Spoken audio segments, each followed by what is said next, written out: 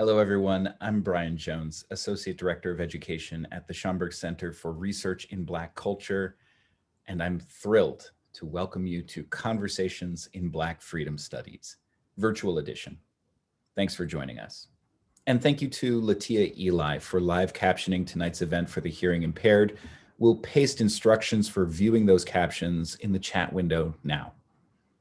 The Schomburg Center, a world-renowned institution dedicated to preserving and interpreting the global Black experience, is celebrating its 95th year. And while we hope it will be safe in the not too distant future to be together again in our beautiful building on 135th Street, in the meantime, we have a growing collection of virtual and digital offerings in store, such as our Black Liberation Reading List, a virtual women's jazz festival, a literary festival, ways to conduct research in our archives remotely, and much more, all of which you can explore by visiting schomburgcenter.org. The Conversations in Black Freedom Studies series is a space to talk about new works and ideas in Black social movement history. Tonight, we consider the nature of historic connections between the socialist movement and those for Black liberation, from the very birth of capitalism, intertwined with the mass kidnapping and enslavement of Africans, to the 20th century, when many of the leading lights of Black freedom movements were drawn to anti-capitalist critiques. And certainly this week, from Bessemer, Alabama to Minneapolis, Minnesota, this history has a particular resonance. To guide us in understanding this history, we're so fortunate to have three amazing thinkers and writers. In a moment, we'll introduce Charisse Burden-Stelly, co-author with Gerald Horne of W.E.B. Du Bois, A Life in American History. Robin D.G. Kelley, author of many books, most recently, Africa Speaks, America Answers, Modern Jazz in Revolutionary Times. And Barbara Smith, also author of several books, including Ain't Gonna Let Nobody Turn Me Around, 40 years of movement building with Barbara Smith. If you haven't already, you can purchase these books and many others at the Schomburg Shop, schomburgshop.com. From a year of experience, we know that virtual events are not the same as gathering in person, but we've learned that they do create some new opportunities for engagement. For example, when we get to the last portion of our agenda, if you want to ask a question of our speakers, you can click on the Q&A menu item, which for most of you will be near the bottom of your Zoom window. Just type a question into the box that pops up. And we're also streaming live to YouTube, and we'll take questions there too. This event is being recorded and will be available for anyone to view after the fact on the Schomburg Center's YouTube page. By default, all of you watching will remain anonymous in that recording. If we read out your question, we'll only mention your first name to preserve your anonymity. This is an important discussion. I'm quite certain that we won't get to every question, but we'll do our best. Feel free to type your questions into the Q&A box at any time, and we'll get to them in the last part of tonight's agenda. And now I'd like to bring on stage, our virtual stage, Brooklyn College Professor of Political Science, Jean Theo Harris, and co-founder of the Conversations in Black Freedom Studies series and co-moderator tonight. Welcome, Jean. Thank you, Brian. It's so great to be here. As Brian was saying, this is sort of virtual edition of Conversations in Black Freedom Studies. Kamosi Woodard, who's a professor at Sarah Lawrence, and I started Conversations in Black Freedom Studies in collaboration with the Schomburg 9 years ago, because there were fewer and fewer spaces. There were fewer bookstores and other public spaces where we could gather and hear new work in Black history and get to discuss it and think about how this history helped us to see the present. And as Brian was saying, certainly in this week of weeks, having this history to help us see the present is equally urgent. And so we are thrilled and so excited about tonight's program and speakers. We are here on the first Thursday of every month during the school year. So we'll be back on May 6th for our last program of the season, which is Sounds of Freedom, the Music of Black Liberation. And we'll be joined then by Hanif Abdul Rakib, Shauna Redmond, and Ricky Vincent. but I could not be more excited to welcome tonight's three panelists for what feels like an incredibly urgent conversation. Barbara Smith is an independent scholar, socialist, and lifelong freedom fighter. She was co-founder of the Combahee River Collective. Her pivotal writings include Homegirls and All the Women Are White, All the Blacks Are Men, but Some of Us Are Brave, and so many more, including many op-eds in the past few years. And through her activism over these many years, she has been a foundational sort of contributor and definer of Black feminism. Charisse Burden-Stelly is an assistant professor of Africana Studies and Political Science at Carleton College and is currently a visiting scholar in the Race and Capitalism Project at the University of Chicago. She is also the co-author of the forthcoming book, Organize, Fight, Win, 3 Decades of Black Communist Women's Political Writing. And finally, Robin D.G. Kelley is a prolific and award-winning author and the Gary B. Nash Professor of American History at UCLA. His first book, Hammer and Hoe, which is newly free, given what the events particularly happening in Bessemer. UNC has made it free, and I'll drop the link in the chat if people don't know that. You can get the ebook. And his current book project is titled Black Bodies Swinging, an American Postmortem. And it's going to be a genealogy of Black Spring protests of 2020. And I wanted to tell one personal story about Robin. So Robin was my dissertation advisor, but perhaps more importantly, I had decided not to go to grad school. I had gotten in, I got a really lovely fellowship, and I had decided it was too kind of ivory towerish. And I turned everybody down. And Robin called me, and I tell this story tonight because part of what Robin did that night was said, you can be a scholar activist. You can be both. And we're going to be hearing tonight from 3 incredible scholar activists. But I think partly I wanted to start there because in many ways, all 3 of our panelists model how to do this, that you don't have to sort of choose, that you can be a scholar, you can be an historian, you can be a writer, and you can also be an activist. You can be sort of in the moment.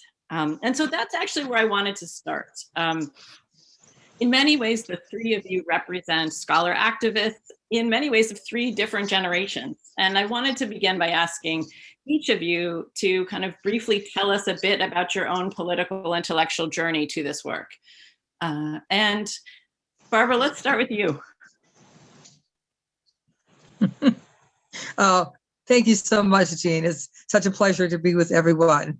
Okay, oldies but goodies. Let's start there. One of the questions that we were asked to consider in advance was how we got involved with socialism in relationship to Black liberation. And when I looked at that, I thought, well, that really was not my path, because I really came to socialist practice or organizing with a socialist perspective through feminism, through the women's movement. I've been involved in Black student organizing. I went to college in the mid and late 1960s. I've been very active in the movement to end the war in Vietnam. But by the time I was in graduate school in the late 60s, I started right after college in 1969.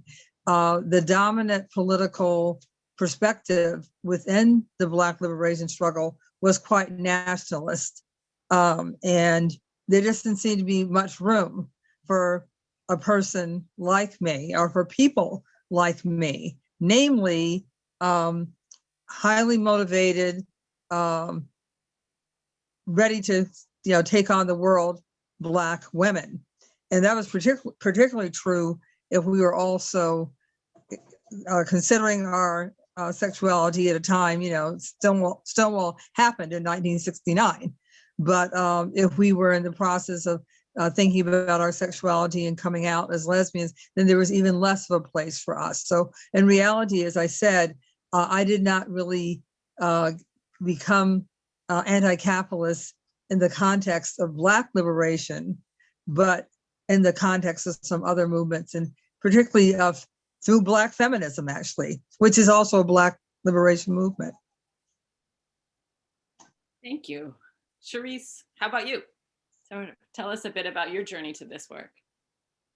Sure. And I just want to start off by saying I feel like, the JV basketball player that got called up to play varsity, for a week. So I am so nervous, but happy to be here. So I hesitate to call myself a scholar activist because I've often said that I don't really have an organizing or activist background. It's very recently that I got involved in my organization, Black Alliance for Peace.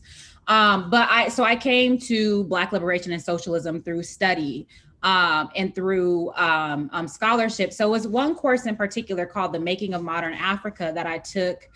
These were all published in 2011. Someday I'm going to write about this. And there's a couple others, but that was just a very auspicious year. All of these books came out, and those all sort of influenced the ways in which I was thinking about the confluence of gendered, class, and racialized super exploitation, right? And so the other book that was actually formative is Left of Karl Marx, the biography of Claudia Jones, but not just the book itself. I have Eula Taylor's copy that is signed by Carol Bois Davies. She actually gave me the book and was like, you should read this. I think it'll be, interesting to the path that you're going. And it's like, I'm sorry to say, I'm never giving it back. I'm keeping that book. So sorry, Carol, sorry, Eula, but I'm keeping it. But that, that was really important as well. So, yeah. Thank you. And Robin? Okay, well, first of all, just some clarifications. Charisse, you're not JV. Remember, LeBron started as a teenager. So this doesn't work that way. Jean is just so, you modeled everything way beyond what any of us could have imagined what a scholar activist could be. And so, I just want to start with that and start with one other thing before I kind of tell my story. And that is just in recognition of Trans Visibility Day, which was yesterday, but following the lead of my friend, Dean Spade, which I call Trans Liberation Day. And I just want to acknowledge that and dedicate the remarks I make to my daughter, my youngest daughter, Sekou. And to celebrate, I invite all of you to go to the website, queertranswarban.wordpress.com. And especially on the day when the Biden administration uses the rollout that they're no longer going to continue to have the transgender ban on the military when we're trying to stop the military. Just a thought. And I just want to also add that the struggle for trans liberation is inseparable from the struggle for Black liberation, Indigenous liberation, including Palestine, human liberation, planetary liberation, and socialism, which is one necessary component of liberation, but not the only one. And this is why I'm so honored to be on this stage with the great Barbara Smith, who compelled a lot of us socialists to expand our horizons as far as what liberation meant. She and others built movements dedicated to eradicating all forms of oppression. I mean, all forms of oppression and exploitation, from state-sanctioned violence, gender-based violence, intimate violence, replacing police and military and prisons with like humane, non-carceral paths, and also just freeing the body from the kind of constraints of inherited and imposed normativities and protecting this earth. And part of the story of Black liberation and socialism is the historic Black Radical Congress, which, you mentioned Barbara Ransby. She was one of those who was one of the key organizers, and I was there too, among others. And Barbara's talk at the Black Radical Congress, which was throwing down the gauntlet to everyone who didn't take seriously the centrality of sexuality and gender, in a room where some people were not always friendly. I mean, the boldness of that is something I just want to hold up, because she is our model. She's our model of what it means to push for liberatory practice. So having said that, I'll be very quick. I'm sorry for that other preface, but my sort of move toward Black liberation socialism really begins with my mother. I wasn't a red diaper baby, but my mom's best friend in high school was a woman named Franny. And they went to school in Queens. And Franny was identified at the time as a communist. And she took my mom to Camp Unity, one of the communist camps, and it had a profound impact on her. Years later, I come to discover that Franny is Fran Beal. I didn't know that And she was like my mom's best friend in high school, and really like infected my mother with communism, you know, and she passed that on to us in so many ways. And of course, Fran Beal, for those who don't know, you know, founded Third World Women's Alliance, leader in the Black Radical Congress, SNCC, just a long history of struggle. And I also grew up in Harlem as a kid, attending demonstrations with my mother, my sister, and me. We ended up in California, and my older sister, Makani Temba, some of you may know, is an activist, long time. She became my principal mentor. She taught me how to read. She introduced me to Black nationalism and to Marxism when I was still in high school, and Akinyele Umoja recruited her into the Republic of New Africa. The world is very small, and I've learned from the best of them. But to go back very quickly, I just want to make a couple of points about this. So my sister, as a member of as an activist in the Republic of New Africa, in the RNA, that was a socialist movement. I mean, a lot of the Black nationalist movements that emerged in the 1970s and continued into the 80s were actually socialist identified. They may not have been great on questions of gender, but on socialism wasn't something that was anathema. In fact, the 70s and 80s were kind of the heyday of Marxism, and we kind of forget that, not just in the US, but around the globe. I ended up going to Long Beach State, and I got involved with Black Student Union. I was part of a study group organized by the All African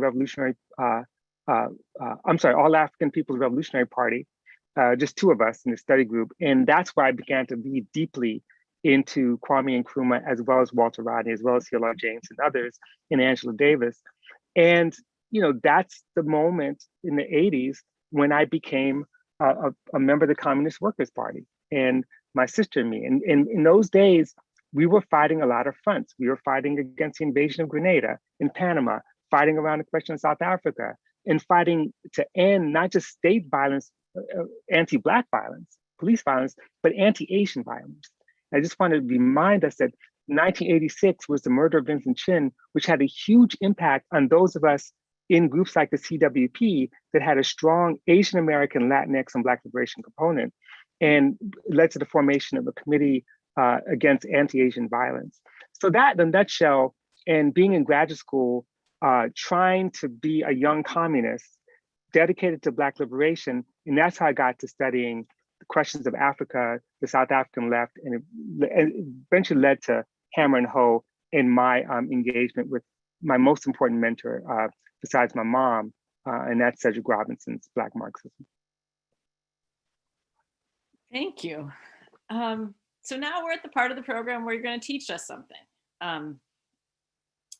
So for again, this is a Schomburg audience, right? So the knowledge in the collective room is formidable, but we wanted each of you to kind of tell us about one mobilization or group or organizer or set of organizers of the Black radical tradition as you define it, that people might not know and why we need to know it, right? Because again, part of this is sort of give us some history we don't know, but also why we need to know it.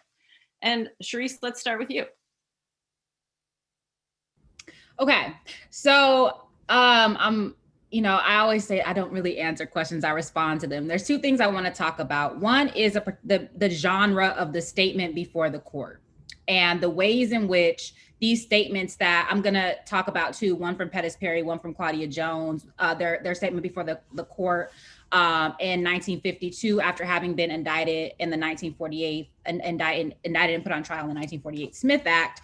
And these statements before the court are very important for a number of reasons. It's not as if they thought that these statements before the court were going to sway the jury in any way, and they point this out in their statements, but they were trying to raise the consciousness of workers and ordinary people who were tuned into the trial. And also, they were speaking to the jury in the sense that many of the people on the jury were working class, but it's not as if they were necessarily trying to change their fate, because they understood the confluence of anti-communism, anti-Blackness, the Cold War, anti-Soviet sentiment, et cetera. And so the other reason I want to think about these statements before the court is to think about what we get from the archives and what counts as the documents that we engage and the ways that we think about political theory, political thought, and social thought. And I just think that these documents are really important. And so Pettis Perry's I actually got his statement before the court in the archives at the Schomburg in the Pettis-Perry papers. And so I just, I'm a reader. So I just hope that you'll indulge me. I just want to read some brief excerpts from those two statements before the court because of what they convey. And the last thing I'll say about statements before the court is that when I think about the convergence of Black liberation and socialism, I think about the dialectic between radicalism and repression. And so it's really, really important that we keep that front and center, because the repression is ongoing, but so too is the resistance to that repression and and new formations of struggle, right? So Pettis-Perry said, quote, "Another thing, the social composition of this jury, a person who went to school with Paul Robeson more than 20 odd years ago gave the government great consternation, but I'm tried by a person who worked for over 10 years for an international banking company in China, a person I submit bound to be steeped in all of the prejudice which goes with the exploitation of the colored and colonial peoples of the world." So here he's talking about the jury composition and how the jury was biased against him because of the very people that they put on it. And it's interesting to think about that now with the jury selection in the Chauvin trial, right? And the ways in which they were weeding out all of the Black people in various ways. And so this is ongoing. This also goes back, I could go on and on about many things, but this goes back to like the Scottsboro case, for example, and the types of case law that were established, not least Powell v. Alabama, because of the things like jury selection. But what he's pointing out is not only the racial composition, but the class composition and the ways in which having particular class people in the jury already makes them biased against communists, right? He goes on to say, "I can say this to Mr. Lane. I wish his department would be zealous in bringing to justice those who lynch and murder the Negro people, as they are to frame up and send us to jail because we fight against such oppression." So again, mentioning that the U.S. there's a witch hunt against communists, particularly Black communists, but not against white supremacists and those who are actually meting out violence, right? And actually defying the state by defying the Constitution and other laws that are in place.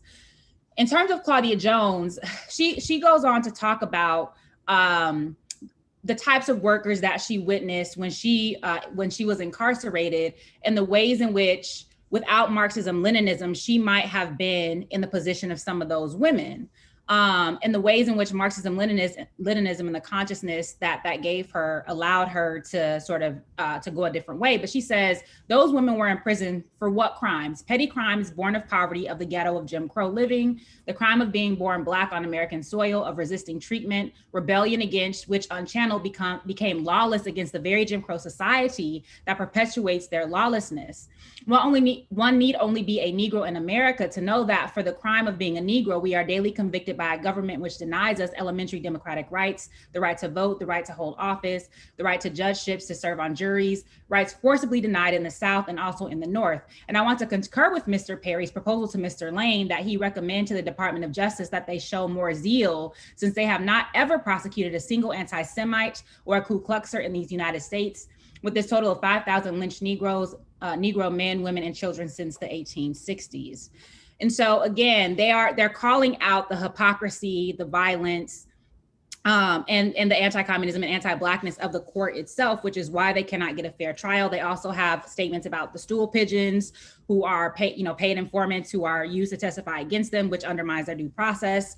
And then the other reason I want to focus on, or I bring up these statements before the court, is to lift up the political prisoners, right? That these are early examples of modern political prisoners. Indeed, and in fact, on March 29, 2021, Romaine Chip Fitzgerald died in prison. He was the longest serving Black Panther incarcerated person, and he died in prison. And we still have many, many people, from Mumia Abu-Jamal to Mutulu Shakur and many, many others who are still rotting behind prison bars. And these are political prisoners. And these communists, Claudia Jones, Ben Davis, Alpheus Hunton, many, many others, Elizabeth Gurley Flynn, they were political prisoners. And many of them died early from things like heart conditions and from health-related conditions that they either contracted or that were exacerbated in prison. And so I think thinking with these statements before the court, but beyond that, thinking with people who are committed to Black liberation and socialism, helps us to reveal all of these different structures of domination and repression that are happening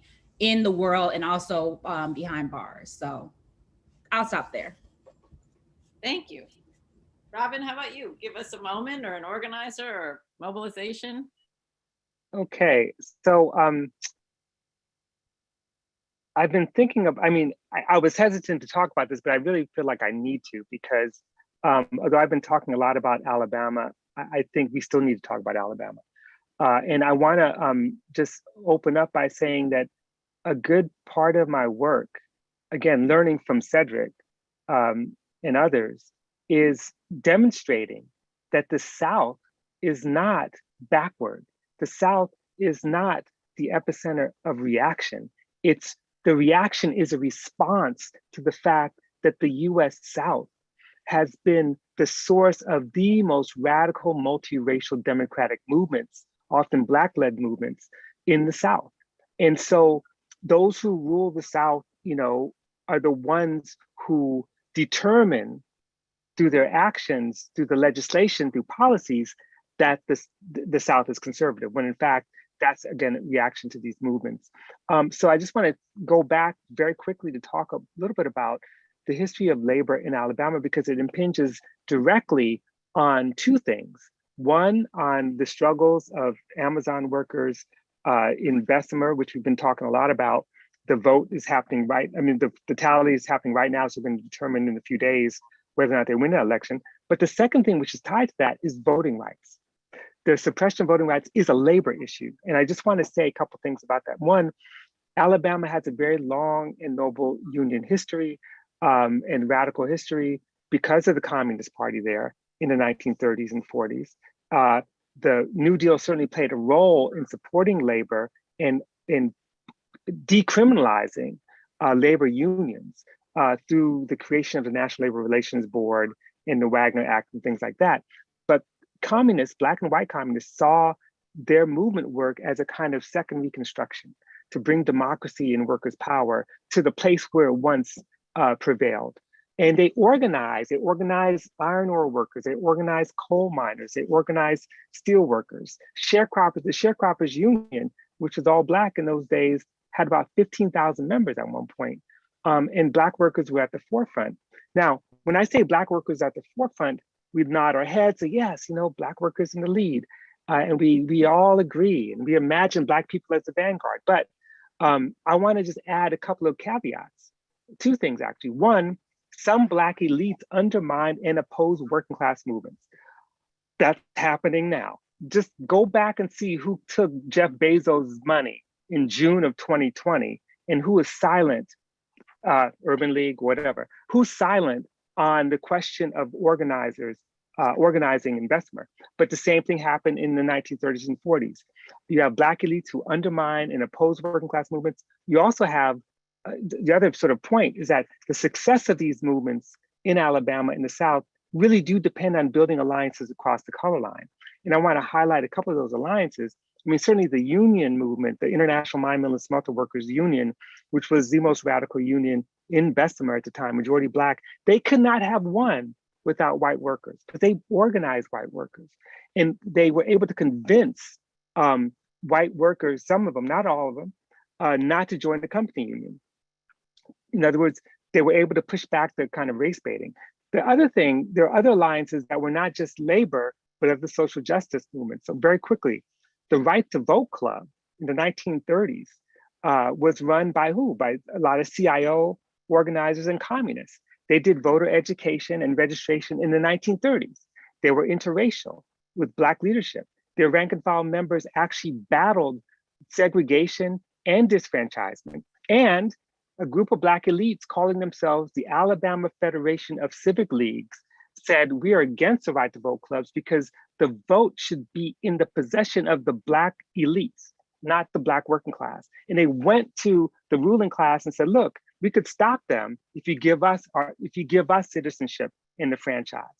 You had groups like the Southern Negro Youth Congress joining up with the League of Young Southerners, people like Esther Cooper Jackson and Dorothy Burnham and Lewis Burnham and James Jackson, others building movement.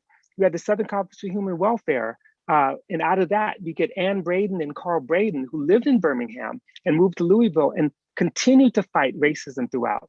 And then at some point, the all-Black Southern Sharecroppers Union formed an alliance with the Southern Tenant Farmers Union. So the point is that these movements were gaining momentum, and they were outlawed and crushed by what? By the Cold War, as Charisse's work makes clear. In the name of Cold War anti-communism, the state was able to drive the ruling class, drive a wedge between Black and white workers, and the NAACP that played a role in undermining the left unions ended up being outlawed too. So it's like they chose the wrong side. White citizens councils were formed in response to a class rebellion, right? So I'm not saying that anti-Black racism wasn't fundamental, but anti-Black racism is part of the class, part of class domination.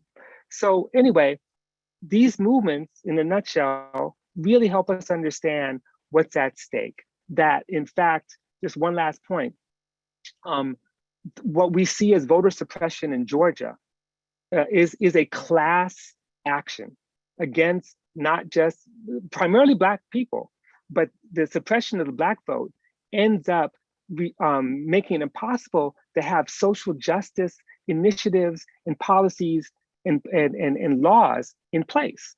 And so we saw that with Alabama, because Alabama becomes a right to work state in 1953, right? As a result of Taft-Hartley, as a result of Cold War anti-communism, becomes a right to work state. But 2016, Alabama was able, the state legislature was able to make right to work enshrined in the Constitution. How did they do that? Voter suppression. Because Alabama was way ahead of Georgia on the voter suppression move in the 21st century. So that's how they did it. So the lesson here is that we've got to realize that Black liberation and socialism was always about the liberation of humanity as a whole, you know? And that's what it meant for, when they say Black workers are at the forefront, they're at the forefront not in self-interest, but in interest of all. They were fighting not for themselves as individuals, but for each other. Thank you. Barbara, it's your turn to teach us something. Well, I'm going to talk about an organization that I have some familiarity with, and that is the Combahee River Collective. I think that more people are aware of its existence now than they were, say, even 5 years ago. And that's, you know, one of the reasons is because Kianga Yamada Taylor did a book in which she interviewed the 3 co-authors of the Combahee River Collective Statement. That book is How We Get Free, Black Feminism and the Combahee River Collective, published by Haymarket. As a former independent publisher, I mentioned independent publishers. But in any event, as I said, more people know about the Combahee River Collective, but there's some things that concern me these days around what people understand Black feminism to be and what they also understand Combahee to have been. And I have said often in these years since Combahee the statement reached its 40th year anniversary, that was 2017, I've said often, because now it's seen as a historical kind of intervention, that the reason I believe that the Combahee River Collective Statement is still useful and vital to this day is because we are socialist and because it has a material analysis. And that's, you know, you can say that to people, and if they haven't read, you know, or if they're not familiar with what that means, it can kind of go right by. Oh yeah, classism. I mean, I never use the term classism because we're not talking about classism. We're talking about economic exploitation and class oppression. We're talking about capitalism. But be that as it may, as I said, I think the reason that the ideas of the Combahee River Collective have such staying power is because of the fact that we had a class analysis, specifically an anti-capitalist and socialist analysis. And one of the things that I observe these days is that there are a lot of, or some, maybe I shouldn't say a lot, there are Black feminists of younger generations.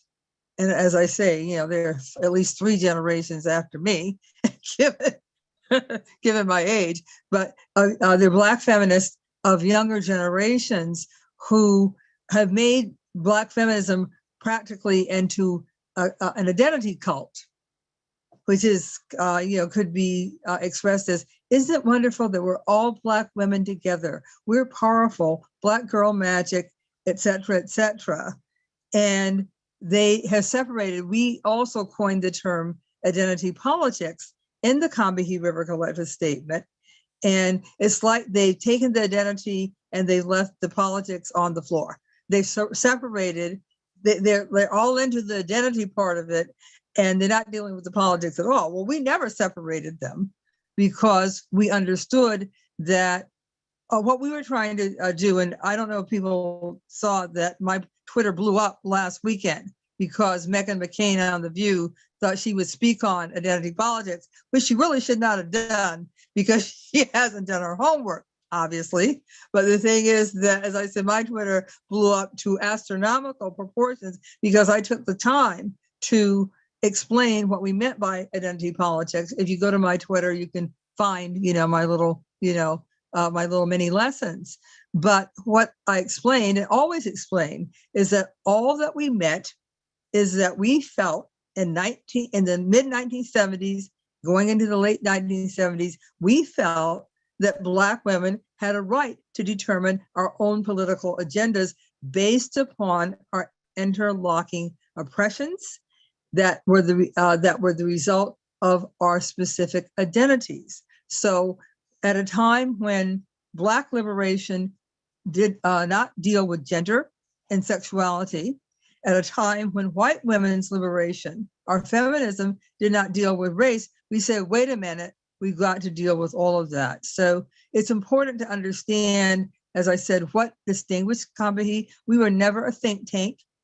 We were out there in those streets doing the work.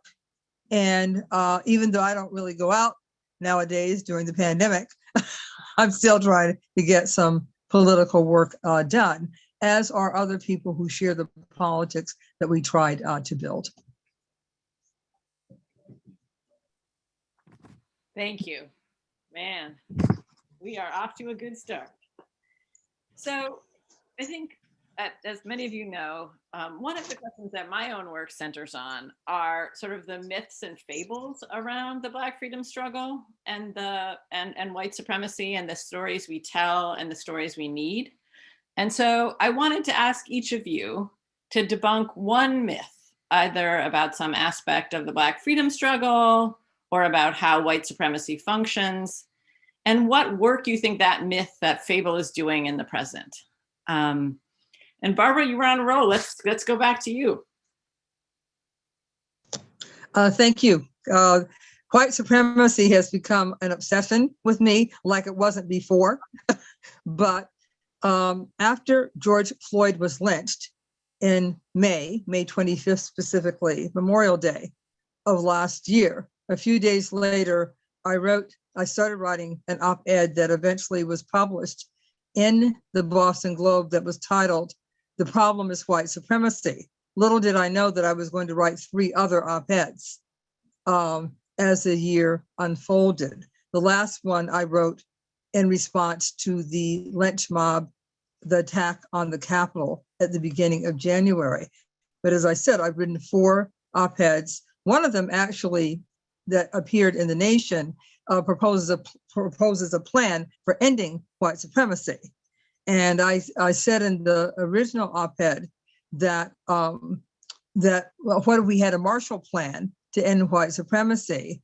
And then my editor at the Nation suggested that I spin that idea out. So of course I immediately renamed the Marshall Plan, which is what they constituted, named after a U.S. general following World War II, to rebuild war-torn Europe and also to consolidate the side of the so-called Western democracies against the Soviet Union during the Cold War. So that was the Marshall Plan. I named my plan the Hamer-Baker Plan after Fannie Lou Hamer and Ella Baker. But I want to get back to the question, and I think those will show up in this chat, those articles. The question that you ask are what's a major myth about white supremacy or about Black liberation. About white supremacy, the major myth for me is that it is primarily based on how people feel about each other and how they treat each other. That is where people go in a minute. And that's why I wrote the first article, The Problem is White Supremacy, because white supremacy is a system of power. Of course, it is based in racial capitalism. So it's not that, racial capitalism, our capitalism is irrelevant to white supremacy, but white supremacy is an ideology that serves to perpetuate racial capitalism, and it is a system of power. It is not just a matter of people's negative attitudes and behaviors and feelings. I get so tired of seeing the people who get to be in mainstream media sharing their ideas. I get so tired of them talking about how, well, we really need to learn to forgive each other. Americans don't know how to forgive each other anymore. And I'm thinking, on what planet are you dwelling? I mean, forgiveness? I mean, I remember when Emmett Till was lynched. That's how long my personal memory goes back of these atrocities and what life under US Jim Crow is like. And it's not about forgiving people. It's about, are we going to topple this system that makes the whole thing go? And the whole thing is racial capitalism. White supremacy plays an incredibly incisive role in that. And of course, the establishment does not want to look at white supremacy as a system of power. And they also reduce white supremacy to white supremacist hate groups. I've got news for you. These people who are like jumping out here and doing mass killings, racially motivated mass killings, and the Kyles of the world, the guy who went from wherever he lived, I think it was Illinois to Wisconsin, after Jacob Blake was paralyzed, shot 7 times by the police, and felt the need to kill 2 people who were against racism. These people are growing up somewhere. And the place they're growing up is the United States of America. So you can close down every single hate group in the United States, and you'll still have the Kyles and the guy from what's his name, Dillons, and the Dillons, from Charleston. You'll still have those people sprouting up because it's in the soil. So I could go on, but I'll stop. Thank you. Charisse, how about a myth? Ooh, those are good myths. I don't know if I could top that. So I'm thinking about 2 things. One about, anti-communism is a sort of Cold War phenomenon or a post-World War II phenomenon. But part of what I do in my work is, I'm looking at, the post-Bolshevik Revolution moment, and not only with the Palmer raids, but also the formation of a bunch of committees that led to the House Committee on Un-American Activities, and the ways that even then there was a confluence of what I call anti-foreignism, anti-Blackness, and anti-communism. Because, for example, one of the questions that in the Fish Committee, which is a early 1930s committee, asked to determine whether or not people were communists was, what do you believe about racial equality, or do you believe in racial equality, and have you ever had a Negro in your home? So there's this anxiety about the relationship between or the radicalization of Black people, so to speak, through communism and socialism. But I guess the other thing too, I guess one of the myths about maybe Black liberation and socialism is that Black communists or socialists or Marxists are derivative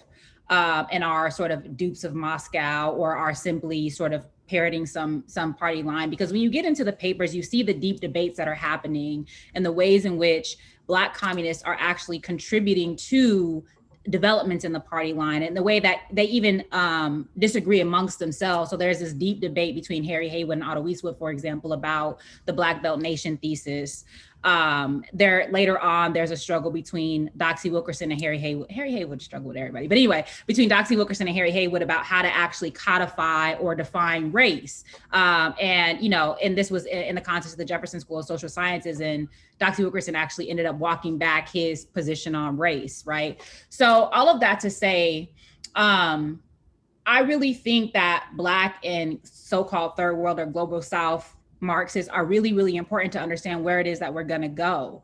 And that indeed, especially perhaps after the Sino-Soviet split, but certainly by the 1960s and 1970s, the locus of enunciation of socialism moved to the global South, period. So through formations like Third Worldism and Tricontinentalism, through struggles in Vietnam and in Cuba, Angola, Guinea-Bissau, people like, Amilcar Cabral, Kwame Nkrumah and Maurice Bishop, Thomas Sankara. These are people who are really, I think, engaging with Marxism, but also articulating it to their own historical, structural, and material conditions and applying it to Black people. So Marxism is not merely Eurocentric. It's not that, racialized people are just, parroting some foreign line. It's not that Marxism is foreign inspired, so to speak, but that Black people are actually taking what's useful and also and centralizing like the Negro question or centralizing the colonial question and the issues that are germane to freedom and liberation in their own localities.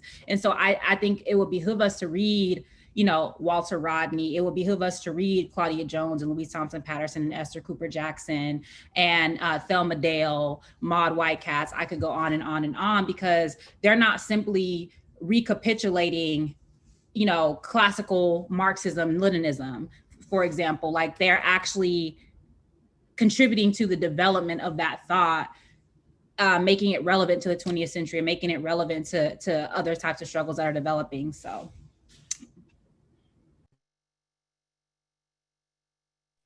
Great. Robin, a myth. Okay, so one myth I actually began with, which is the idea that the South is somehow backwards. But let me just, staying on the South and on race, one, just to follow up on what Barbara was saying, it's just amazing how even before, more recently, the liberals would see the kind of radical identity politics coming out of Combahee as somehow what they would call today race reductionism or gender reductionism, these kinds of things, when in fact it was far more visionary, liberatory, and whole. And one of the big problems that we have now in terms of myths is the way in which anti-racism, even anti-racism that tends to class exploitation, is still reduced to race reductionism. And if you deal with other aspects of things and you're not dealing with race, it's called class reductionism. I think that's a false debate. And I just want to give an example in terms of myths, going back to the South. One of the big myths is this idea that somehow the civil rights movement, the formal civil rights movement, had no real economic agenda, had no class agenda, and then eventually it kind of, it failed in that respect. In other words, that the Cold War stripped the civil rights movement of a kind of class critique or an economic justice agenda, when in fact that's not true at all. And one of the examples I'll give is just SNCC in the Mississippi Freedom Democratic Party. They embraced the platform of economic justice. The 1963 Freedom Vote campaign in Mississippi promoted a platform that included the right of labor to organize, the right of labor to engage in collective bargaining. This is 1963.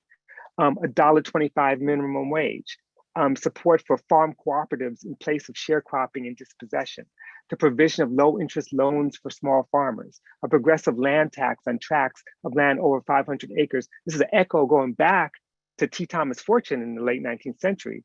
These are really radical challenges at a labor base. SNCC organized the Mississippi Freedom Labor Union, which we don't talk about. We always continually return to the moment when Fannie Lou Hamer and the MFDP delegation took a stand against Lyndon Johnson, but they came back home to build a labor-based, working rule-based movement for economic justice.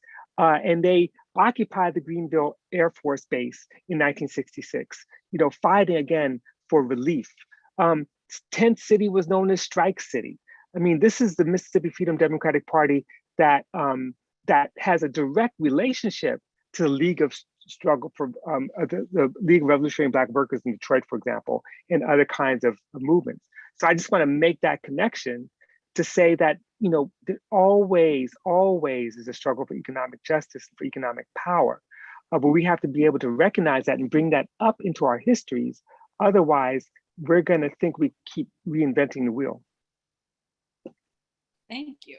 So I'm going to ask one more question, and then we're going to open it up to the questions we're getting from the audience. And I guess where I wanted to kind of end us was this question that really began this series 9 years ago, which is that this history helps us see the path forward, right? And that we need this history. And so I guess I would ask each of you to tell us one story, right, that helps us see the path forward. One moment, one person, right, that helps us see where to go from here. Robin, you start. I was saying, don't start with me. Yeah, well, I'm going to start with you. Well,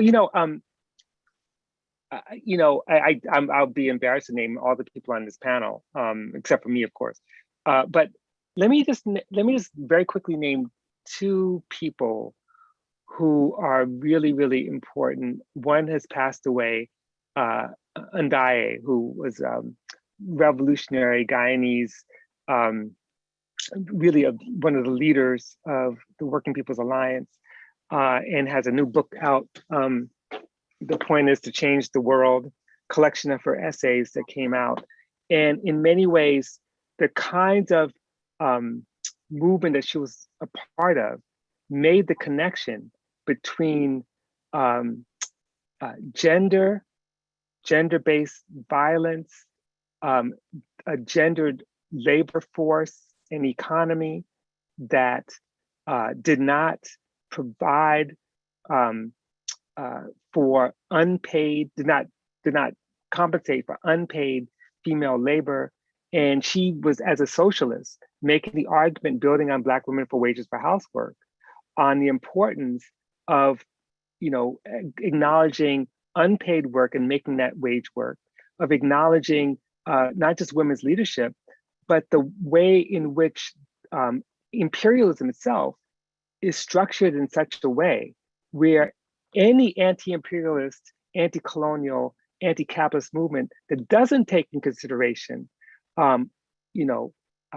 gendered labor division, basically you're leaving out much of the exploited population. We got to rethink the whole system of what socialism would look like. And this is something that even the most progressive visionary socialist regimes in the 1970s did not do.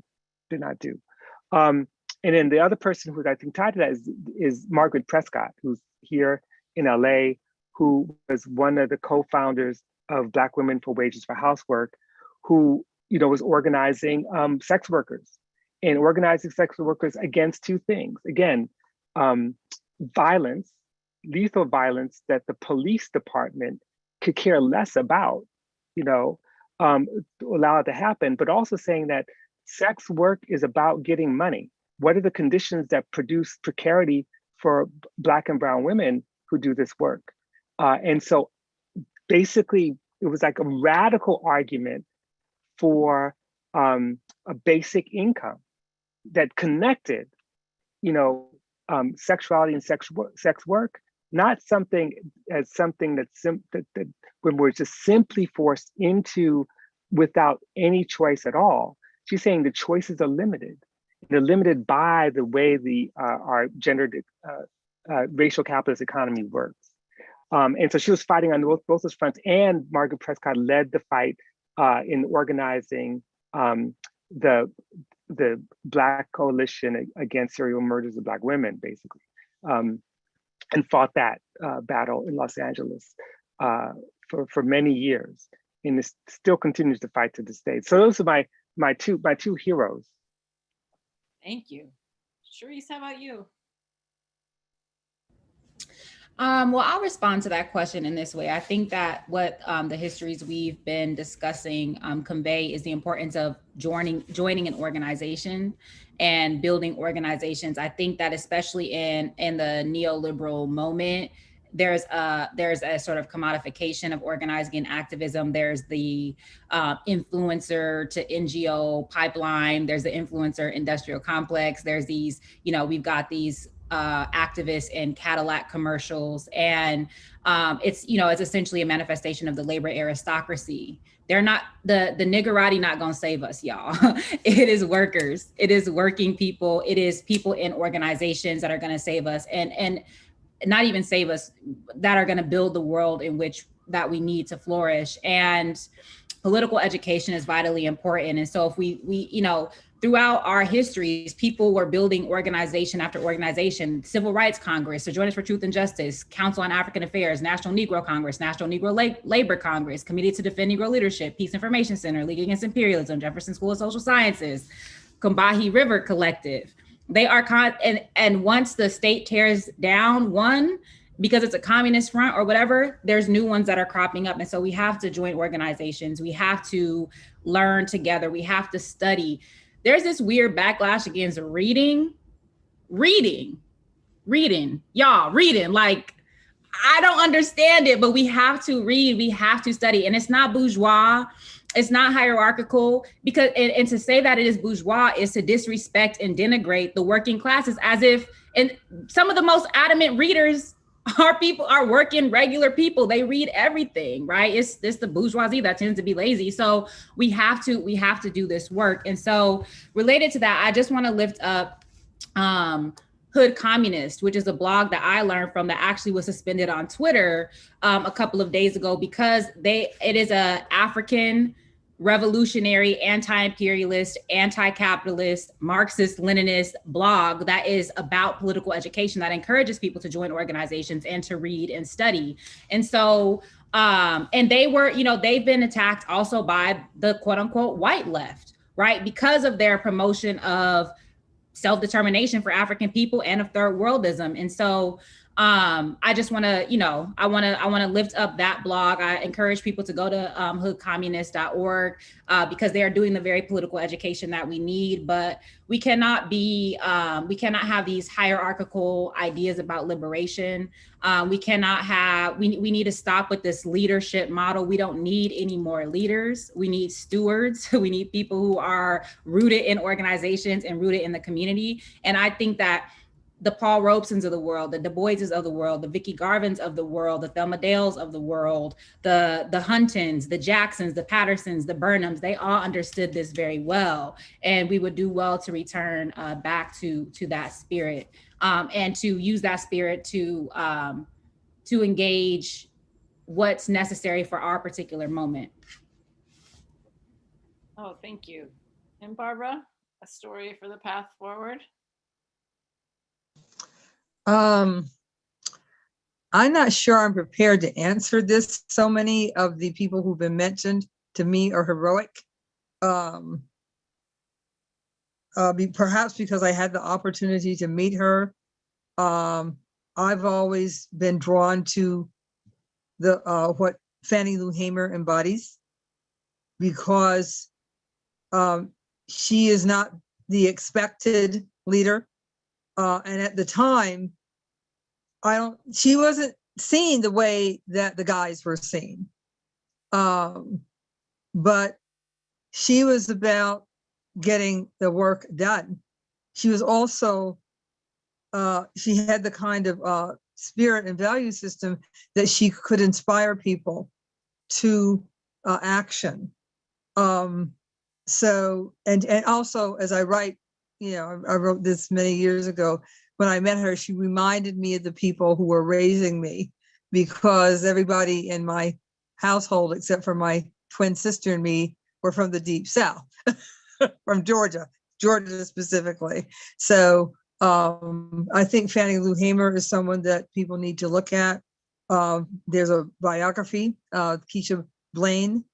Professor Keisha Blaine has a biography that I don't know if it's coming out this year or early next, but that's something to look at. And then I love SNCC, and I think that there's a lot to be gained from looking at what SNCC was doing, particularly in relationship to the movement for Black Lives and Black Lives Matter.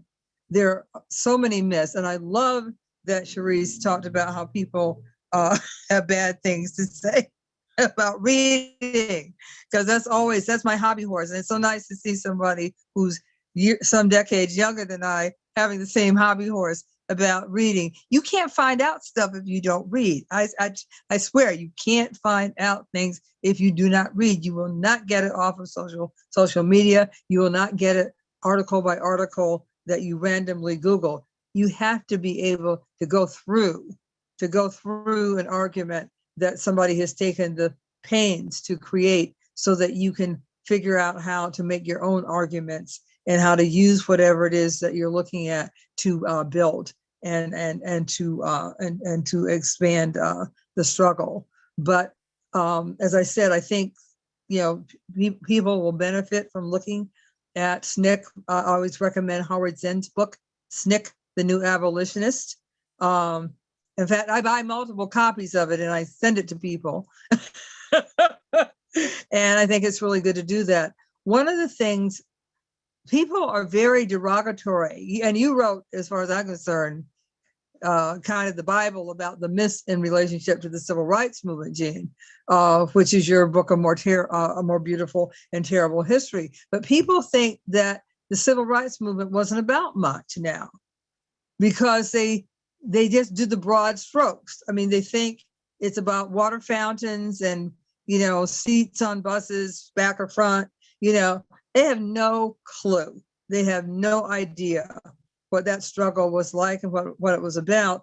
And one of the points that I make about the civil rights era, which is where I became, the era in which I became politicized, unlike now, when the police, the criminal injustice system, policing, that's the nexus of where we see the greatest threat, which is really quite accurate. Those are our lynch mobs now, except that they're, in uniform and supported, in their actions by the state.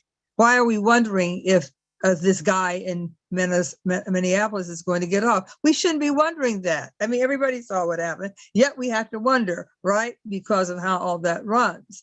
But one of the things about the civil rights era and before the civil rights era, like, maybe we should start like with 1619 going up until the civil rights era. In those centuries and in those days, virtually every white person one encountered was a potential threat to your life and well-being. So what the civil rights movement brought to us was desegregation, not integration, but desegregation, so that some white people are able to be, basically cool and calm around people who are not white. So it's not the level of threat. But when you go back, to those backwoods, and to those urban streets, in the North, in that pre-civil rights era, what you find is that virtually every white person you encounter was a source of potential bodily harm and threat. It was no joke. It was no joke. And you only find that out by reading the history. So I think we're all on the same page on that. Thank you so much. This is such a rich conversation, and I'm going to try to turn it now towards the many questions that people are typing in the chat here on Zoom and also at YouTube. And by the way, keep them coming. What I'm going to try to do is squeeze some of them together so we can get in as many as possible. So let me read out three, and then and let all three of you respond. And these are three that maybe go together. Ronald asks, isn't anti-Black racism an effect of capitalism rather than a cause of it? Darren asks, can you all say more about Cox and his class analysis, since Dr. Charisse Burden-Stelly mentioned him and Dr. Kelley has race, caste, and class over his shoulder? Somebody's looking at your bookshelf. And an anonymous attendee writes, I would like to hear more about the difference between radical identity politics and liberal identity politics. So maybe we'll start with you, Charisse, about Cox. Or any of that you want to take up. Well, I mean, so the first one I just want to respond to is whether or not capitalism caused anti-Black racism or not. I think that that's really a moot point. Fanon has this quote where he said, when he talks about Marxism needing to be stretched in the colonial situation, he says, you are rich because you are white because you are rich, right? And so there's a moment, and so the chicken or the egg, I think, is less important, but we know that there was there's a co-constitutive rise of the capitalist world economy and processes of racialization that produce racial hierarchies through which through which value is extracted differentially from differently racialized bodies, period. This is why we talk about racial capitalism. There's different perspectives on this, right? And I guess it depends on who you read, the chicken or the egg, but I would encourage us not to get bogged down in that conversation and to think about the ways in which they're mutually reinforcing and mutually reifying currently and historically.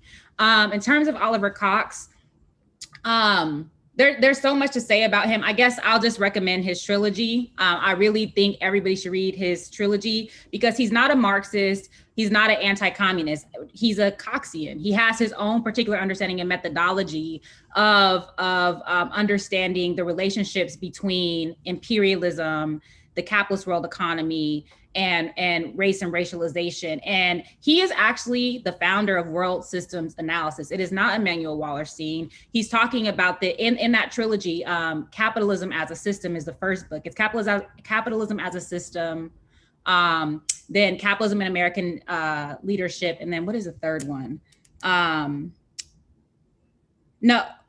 Sorry. First is Foundations of Capitalism, then Capitalism in American Leadership, and then Capitalism as a System. But in that first book, he's talking about the capitalist city-states. And this is actually what becomes built out as, it becomes expanded into world systems theory. Anyway, so I think that it's important to read Oliver Cox because he understands foreign trade to be the basis of both imperialism and exploitation, and that and the exploitative relationship among nations, but also within nations. And so he offers up a really interesting and important analysis of the ways in which capitalism operates and the ways in which the hierarchy of nations and the hierarchies of classes, so to speak, are mutually reinforcing, but also are essential to understanding capitalism. So read that trilogy. You cast class and race is cool too, but read the trilogy. I feel like it's very, very slept on, and it's very, very, it's very informative and very important.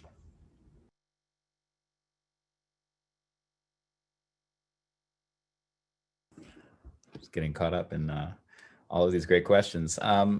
Robin, can we hear from you? Oh, you don't need to hear from me. I mean, Charisse has answered all those questions. I mean, and I don't really need to add much else. I mean, maybe one thing. There was a question about radical identity politics versus liberal identity politics, and of course, this is a question that Barbara should answer. But let me just say two very quick things. One is that we're seeing this play out right now in the state of California in the struggle for ethnic studies. And that is what might be called liberal identity politics, is a kind of liberal multiculturalism. The idea that identity identity is determined by particular categories, that is race, ethnicity, gender, sexual identity sometimes class, but that these categories are categories along a spectrum, and that we just recognize difference, and that we celebrate our difference in our communities together. When in fact, the struggle for ethnic studies in California, the original curriculum that was written out, was an anti-racist, anti-imperialist, basically anti-capitalist curriculum. And so radical identity politics is, like Barbara says, it's basically recognizing that your identities are not just simply something you hold on to like a possession, but it's how you live in the interlocking oppressions in your life. And that those identities are basically not just identities, but imperatives to struggle against those oppressions. And that, in some ways, is a radical identity politics. That if you are Black, female, or trans, or disabled, that there's something that and recognize in your critique of those oppressions, and you fight. But if you're not those things, you still recognize them and you fight. And so to be anti-imperialist, anti-capitalist, anti-racist, anti-patriarchal, those kinds, anti-normative, these are the kinds of things that really make radical identity politics, I think. Thank you. Barbara. I don't really have anything to add. I'd like to hear other questions. Okay. Great. I will grab some more questions. So here we have another group of 3 that I'm going to put together that are all about kind of like, well, you'll see. Asantiwa asks, what are your thoughts about the idea that among some Black people, those affectionately known as HOTEPs, that still insist that communism, socialism are white, not relevant, etc.? Or I guess, what are your thoughts about that fact? D writes, what recommendations does the panel have for pulling Black folks away from the nationalist appeal of Black solidarity politics, particularly a solidarity that reinforces Black capitalism through class collaborationist politics and pushing them towards the necessary politics of multiracial working class solidarity? And Haiti asks, Barbara, that was amazing, thank you.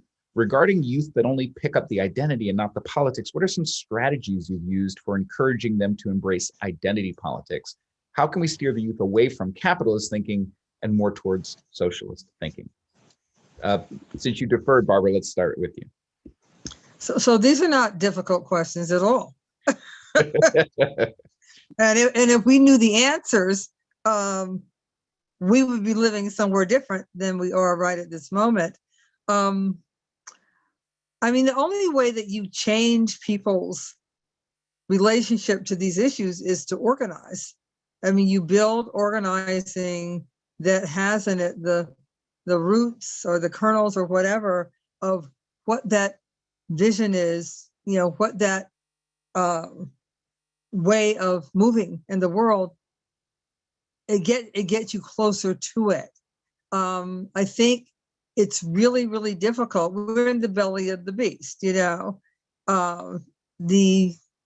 supposedly most powerful, the greatest, that's in big quotes, double quotation marks, greatest nation on the face of the globe. It's really hard for us to see out of that sometime because of how it distorts consciousness. And that's particularly as a result of materialism.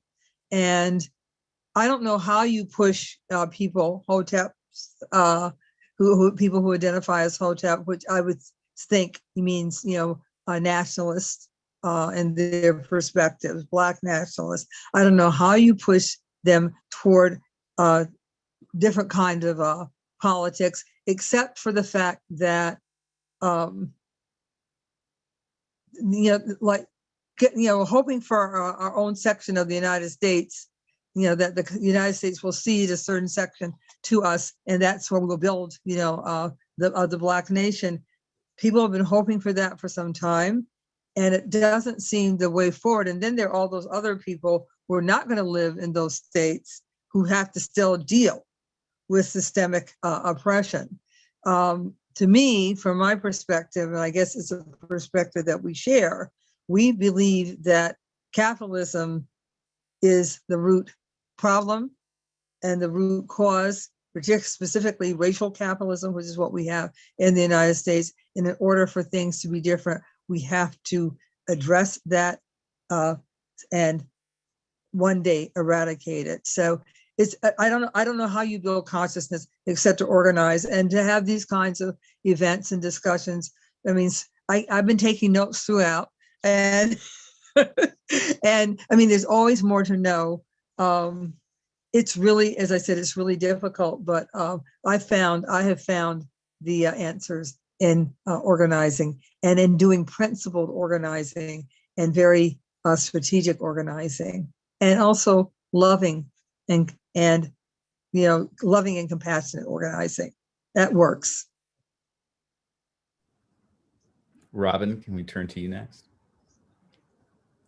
Oh, I'd love to hear what Charisse has to say. I'm just going to be very, very brief. And that is that in terms of all the questions posed, we have to be less parochial, meaning to think about the globe, to think about the world, to be internationalists.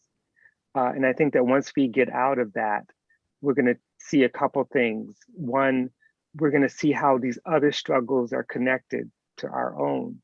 250 million farmers and workers in India go on strike, the largest strike in human history, and we need to be talking about that. So internationalism is very, very important, and also recognizing, to go back to the question about socialism being kind of foreign, around the world, socialism is still talked about, still a possibility, still in some cases existing to a certain degree. Whether or not you can have socialism effective in one nation is a big debate that's been going on for like a century or more. But the most important thing to me is, if you go back in history, remember that in the 1970s, before the fall of the Soviet Union, socialism was almost like the foundational position that Black radicals and radicals across the board had accepted, because we thought we were winning. So I think when you look at it globally, that's what it looks like, So I think just internationalism is very, very important, in getting out of this kind of US parochialism, because when you do that, then we're going to stop looking at the Black bourgeoisie and Black achievement based on bourgeois principles as the model for success. Oh, thank you. Charisse? Well, first of all, I don't like the term Hotep. I think it's pejorative. Hotep means peace. And I think that we do need to have a particular understanding of African history and culture prior to colonization. And so there are strange, goofy things that are done with Afrocentrism, but I don't like the term Hotep. But I do think, I spoke a little bit about why it is that Marxism or Marxism-Leninism is not Eurocentric. And that oftentimes when people make that claim, they've read no Black Marxists, Marxist-Leninists, Maoists, even, Trotskyists. They simply point to Marx, right? As if time has not moved on since Karl Marx, right? And so there's, I think that is a bad faith critique. I think that, and I don't even, engage folks who say that anyway. I do not like the way that other question was framed. Like, how do you push Black people from class collaboration toward a multiracial working class solidarity? I think, how do you push white people from militarized white identity politics and their cross-class collaboration through white supremacy is the bigger question. The onus is not on Black people. A lot of onus is put on Black people, particularly Black workers, for a lot when this is a settler, colonial, white supremacist, capitalist society. So sometimes I think our analysis is asked backwards in that way. Moreover, I would invite us to consider the conundrum that Black working, oppressed, and poor people are in, because you have the Black bourgeoisie on the one hand, who serve a sort of a brokerage or a managerial function between Black workers and oppressed and poor people and the ruling elite to distribute resources in a particular way, right? Our so-called representatives. So that's one model. The other model is this, working class solidarity, but we cannot evade the fact of white supremacy and racism that is pervasive, right? Even W.E.B. Du Bois turned toward nationalism in the 1930s, cooperative Black nationalism in the 1930s, because of the rampant racism in the labor movement, right? So, if you read it, does a Negro need separate schools, a Negro nation within a nation, and then social planning in the Negro past and present. This is sort of his like Black cooperative nationalist epoch, so to speak. And so the question becomes, what is the work that white workers are going to do to see themselves in class solidarity with other racialized workers, as opposed to what are Black or racialized workers? How are they going to stop following the Black bourgeoisie and unite with people who are in those lynch mobs, right? People who don't take Black leadership seriously, right? People who continue to hold on to patronizing, oppressive, and violent ideas. And so I think that we need to reframe that question. And until that happens, I do think that Black people need to have, or we have to have, Black working, oppressed and poor people need to organize organize amongst ourselves, but in solidarity with other groups, period. So. Thank you. Okay, I'm going to try to squeeze in 2 more questions here, and also throw in whatever final and last thoughts you'd like to put in the mix. We have Omar asks, what if we want to read non-academic work? I feel like academic books are very hard to connect with and apply their arguments to my life as a non-scholar. I know y'all are encouraging reading, but y'all are academics. So how can regular people access information in a down-to-earth way? And I kind of want to tack on to this question, my own question, which is either what are you reading now that you want to recommend? And you've been recommending a lot of readings along the way. And also for people who are new to these ideas, where to begin? And let me add one more from an anonymous attendee who asks, what sort of culture or cultural practices do you all see as important to undertake / foster in movement spaces, and especially within our organizations, in addition to robust political education, in order to build the kind of liberation struggle we need to win over masses of people and gain power? ? Another easy question. Charisse, can we start with you this time? Sure. I mean, I think, so for non-academic writings, I, again, recommend Hood Communist unequivocally. They're short pieces that I think they have a particular, anti-imperialist, anti-capitalist, Black liberationist perspective that I think is really, really important. And I don't want to eschew academic text, right? First of all, I think if you read Freedom Dreams, for example, or How We Get Free, they are not written in a sort of pedantic or inaccessible way, but this is why you need to have study groups. You read with people, because if sharecroppers like Hosea Hudson can read dry ass Capital in a reading collective, it's a difficult book, but they were reading together, they were understanding together. And so if it is that it's difficult language, now, a lot of academic work is horrible. It's unnecessarily difficult. It's unnecessarily opaque. And that is, don't even worry about that. But I do think that there is some academic work that's being produced that is worthwhile, even if it's hard. Difficult doesn't mean that it's inaccessible. It has to do with your sort of method and approach to reading. So, I mean, don't give up on books, y'all. Books are important. Like blog posts are cool, articles are cool, but I do think we have to read books, right? But the other side to that too is like, so the Tamament digitized Freedom newspaper, all of the copies of Freedom newspaper, you can read those. Those are newspaper articles, or even, I think even the Daily Worker. So you can go back and read sort of these, if you're into history as I am, you can read these historical documents that are digitized. That's another approach. But books are like Right, Wrong, or Different. Books are important, and just read in collectives, reading community. And then I think that relates to the other question of what is the type of culture we want to develop. And I think we need to, develop a culture of love, but not love like arrows, right? Love like radical responsibility. I write elsewhere about mutual comradeship, and it happens in many different varieties, but I think that there needs to be a responsibility to like the comrades with whom we struggle, to the people, right? And to what's to come. So Robin wrote in Freedom Dreams a while ago that we're anti a lot. We name a lot what we're against, but we also have to know what we're for. And the only way to know what we're for is through a sort of ethical way of relating, a particular type of ethics and how we relate to each other, but also relate to the environment, those types of things. And so something that has happened, the confluence of, I think, neoliberalism and identity politics is the permutation of identity, such that everything is so isolated and segmented that there can be a lack of recognition or solidarity among these segmented groups, right? So you got like the Black, female, neurodiverse, left-handed people over here.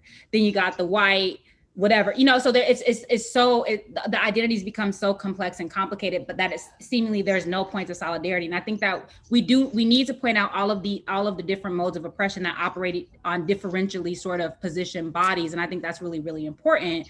But that should be an analytical tool, not a tool of strife or of misrecognition, so to speak. So yep, I'll stop there.